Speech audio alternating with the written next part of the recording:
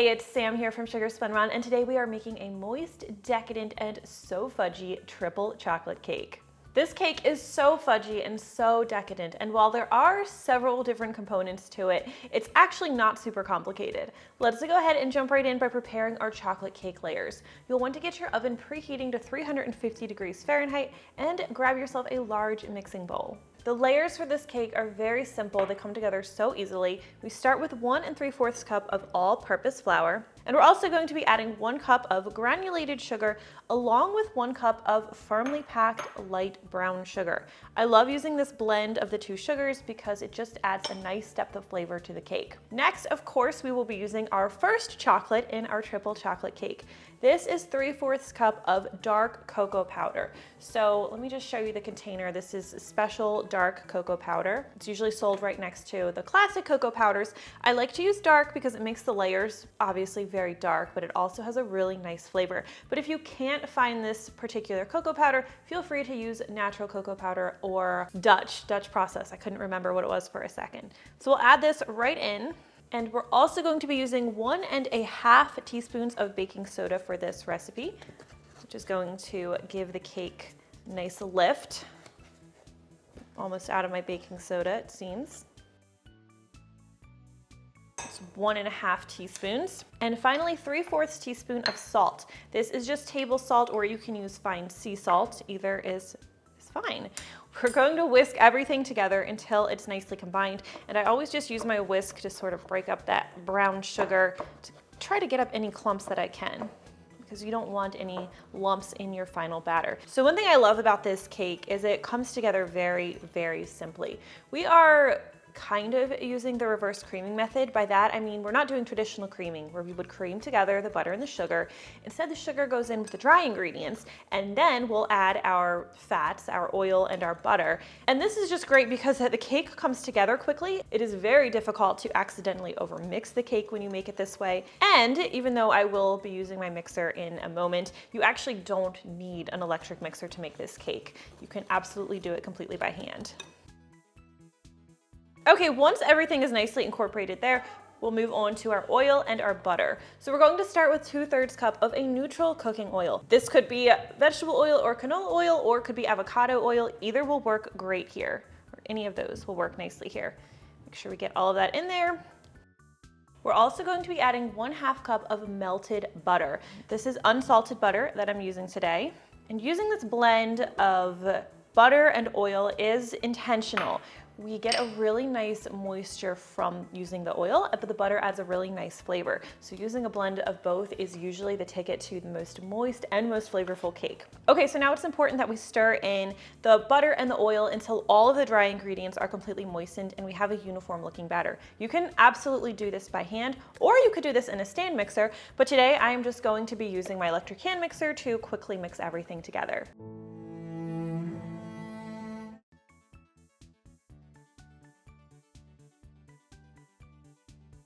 Okay, we're just going to quickly scrape the sides and bottom of the bowl because I really want to make sure everything is well incorporated. And this mixture is going to seem pretty stiff and not at all much like a cake batter at this point. That's normal. We're going to slide this out of the way and prepare our next ingredient, which is 2 large eggs, or gather our next ingredient, I guess I should say. Now, when you're making a cake, one of the most important things you can do to make sure the batter comes together nicely is make sure all of your ingredients are at the same temperature unless specifically indicated otherwise. So for your eggs, this batter is going to incorporate much better if the eggs are room temperature. If they're cold, what can happen is things can sort of start to seize up, and then you're not going to have a uniform batter. So really, you want to have your eggs at room temperature. We're also going to be adding 2 teaspoons of vanilla extract because even with a chocolate cake, you still need that vanilla to give it extra depth of flavor. I'm all about depth of flavor in case you didn't pick up on that. So let's stir everything together, and the batter is going to start to get thinner. Okay, and once the eggs are nicely combined, we're going to grab our buttermilk. This is 1 cup of buttermilk, and I'm going to gradually stir this into the batter.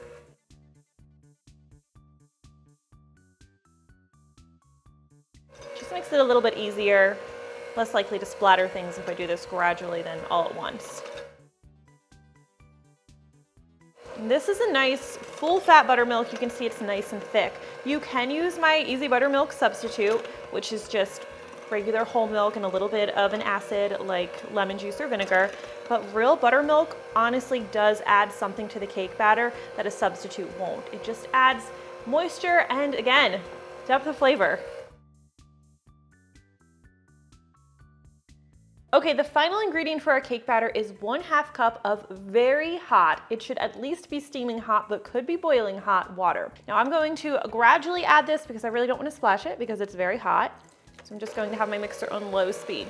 Now, if you really want extra depth of flavor, instead of using hot water, use hot coffee. That also works really well. It doesn't make the cake taste like coffee, it just really adds extra depth to that chocolate flavor. Of course, a little while ago I was telling you all of your ingredients should be the same temperature unless otherwise indicated. There is a reason we are using hot water after using room temperature ingredients otherwise, and that's because the hot water is going to help bloom the cocoa powder in here, and it's going to give us a really rich, deep chocolate flavor. It just, wait till you try this cake. You will never ever want to eat another chocolate cake again. So I want to make sure I get this water well distributed. I want a nice uniform batter. So once it's looking pretty good and silky and smooth with my mixer, which again, remember, you can do this entirely by hand. So now I'm going to just scrape the sides and bottom because when I'm using the mixer, the batter does have the tendency to kind of stick to the bottom. So you can see there's some thick spots there. I need to get that well incorporated. And this is also true if you're using a stand mixer. I have found that the batter tends to kind of sit at the bottom of the bowl. And if you don't have everything well incorporated, it's not going to bake properly. All right, let's grab our cake pans. Today's recipe is made in 3 cake pans. You can use 8-inch or 9-inch, whichever you prefer. We're using 9-inch today, which is going to make a slightly shorter cake, but it's going to be a bigger cake with thinner layers. So I've greased the sides and bottom of these with some baking spray, though you could use shortening and flour if you prefer. And I always line the bottoms of my pans with a round of parchment paper because this guarantees the cake's not going to stick. All right, let's go ahead and divide our cake batter evenly into the pans. And you do want to do this as evenly as possible because then it will help them to bake evenly and it'll make your layers look nicer. The best way to do this is to use a scale, but I'm going to try my best to eyeball it. This cake is also only going to be eaten by my family, so it takes a lot of the pressure off. All right, I can't help myself. I have to do the scale. Otherwise, this is just going to be a mess.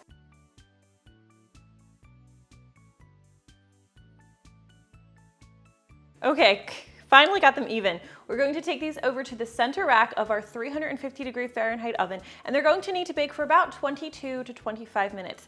If you are using 8-inch pans, they're just going to need a couple minutes longer. To test that your cakes are finished baking, you'll want to use the toothpick test, which just means you'll insert a toothpick into the center of your cake and it should come out clean or with a few moist crumbs.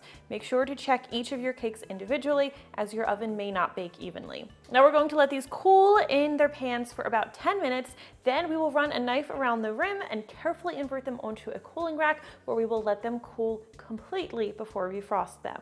Once the cakes have cooled, we can prepare our frosting. Now, you have several different options here for your frosting. I will link to them in the description because you could do chocolate cream cheese, you could do white chocolate frosting. I could go on for a while, so I'm just going to stop there. I am using my favorite chocolate frosting. Here we introduce our second type of chocolate into our triple chocolate cake. This is melted semi-sweet or dark chocolate. You will need 12 ounces of chocolate. Just go ahead, chop it, heat it in your microwave in 20-25 second intervals until it is nice and smooth. Now you're going to need to let this chocolate cool until it's no longer warm to the touch before you actually use it. So give yourself like 15 minutes to let that cool down. While that's cooling, let's make our buttercream base. Okay, are you ready for this? You're going to need 1 pound or 2 cups of butter. I know that's a lot, hear me out here. We're going to need a lot of frosting for today's recipe because we are preparing a 3-layer cake and I like to have those nice chocolate swirls on top.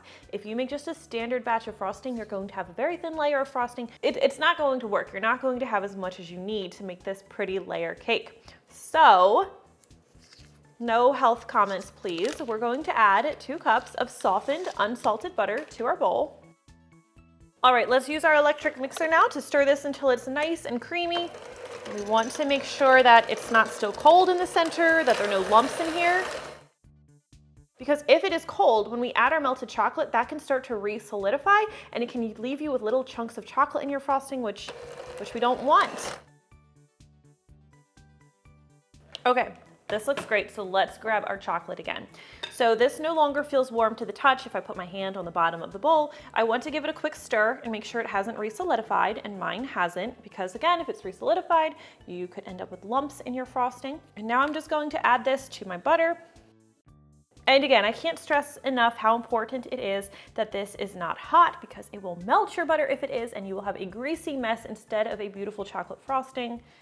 So please just have a little patience. And trust me, if anyone knows how hard it is to have patience with chocolate, it's me. Let's stir this into our butter.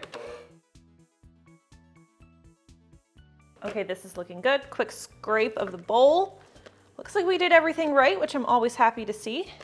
So now let's start adding our powdered sugar. So even though we're using a lot of butter, this recipe actually proportionally doesn't use all that much sugar. You will need 4 cups of powdered sugar, and we're just going to gradually add this to our bowl. Start with your mixer on low speed so you don't get sugar everywhere. So I'll probably end up doing that anyway. And this is my favorite chocolate frosting for so many reasons, but I really love that it's not too sweet. It has such a rich chocolate flavor, and it really works so wonderfully with this cake. That last bit in there. And once everything is mostly combined, we'll add our vanilla extract. This is a teaspoon of vanilla. We'll also add 1/4 teaspoon of table salt. Now, if you used salted butter instead of unsalted, you can leave out the salt. We'll continue to stir until everything's nicely combined. All right, once again, scrape the bowl. We're going to want to make sure everything is nicely incorporated. This is looking beautiful. Now I have some cream set out here. If the frosting seems too stiff at all and not spreadable, you can gradually add a bit of cream until you get to a nice smooth and creamy consistency. But I'm really happy with this, so I'm not adding any cream today. Okay, we are going to set this aside and we're going to prepare our ganache. The ganache is going to go in the layers of our cake and on top of the cake, and it comes together really quickly. You'll need 8 ounces of finely chopped chocolate, or you can use couverture chocolate, probably saying that wrong, which is what I'm using right now. So place this in a small heat-proof bowl, and then you're going to want to heat 1 cup of heavy cream until it is steaming. You need to make sure it's nice and hot. Mine is. So I'm going to quickly pour this evenly over my chocolate. We will cover this with foil, and we're going to let this sit for 5 minutes undisturbed. After 5 minutes, remove the foil, and we are going to whisk everything together until it's nice and smooth. Don't worry if it looks all separated at first, it will come together and be a nice smooth chocolate mixture. Now, once you have prepared your ganache, it's going to be too hot to actually use, so we have a little bit more waiting. We're going to let this sit for 15 minutes, and then we can start decorating our cake. I like to pour the chocolate into a squeeze bottle before I decorate the cake. It's just going to make assembly and decorating easier. Have a nice smooth ganache. Beautiful. All right, fun time now is the assembly time. Now for these cakes, if your oven does not bake evenly, you may find that you need to level them. Feel free to do that. Mine are pretty level, so I'm not going to. Plus, like I said, I'm making this for family. I do have a tutorial on how to decorate a cake for beginners. So if you're wondering exactly how I do level my cakes, be sure to check that out. Okay, so I've put my frosting in a large piping bag fitted with a large open tip. I think this is the Attica or Wilton 2A, but it doesn't have to be that one. You could also just snip off the end of your piping bag. We are going to be basically making a bullseye here. So we're doing a nice dam of frosting around the edge of the cake. And then we're going to do another layer in the middle, or a smaller inner layer. Oops, doesn't have to be perfect, fortunately, because I would not be good at that. And then just a center dollop. I want to make this a little bit thicker, just because I want more frosting than ganache in the center of my cake. All right, now our ganache, which has had a little time to cool, we're going to fill in that bullseye with our ganache. It doesn't have to go up as high as the frosting does, but you do want a nice even layer that completely coats this space on the cake. Grab our next cake layer, and we'll gently place this on top of the first layer, and we'll just repeat that process.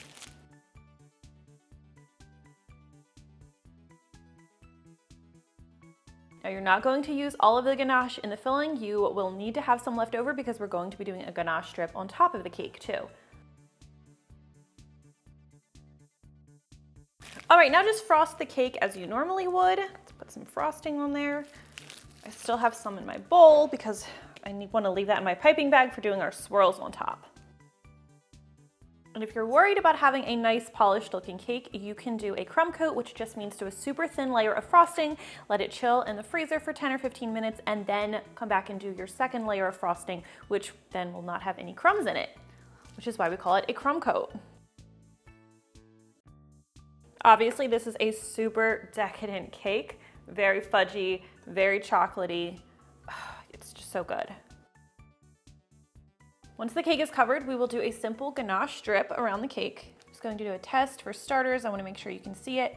Just make a small little bead, and I'm going to force it over the edge a little bit. And what I'm doing is I'm making sure it doesn't just fall straight to the bottom of the cake. If that happens, the ganache may still be a little bit too warm.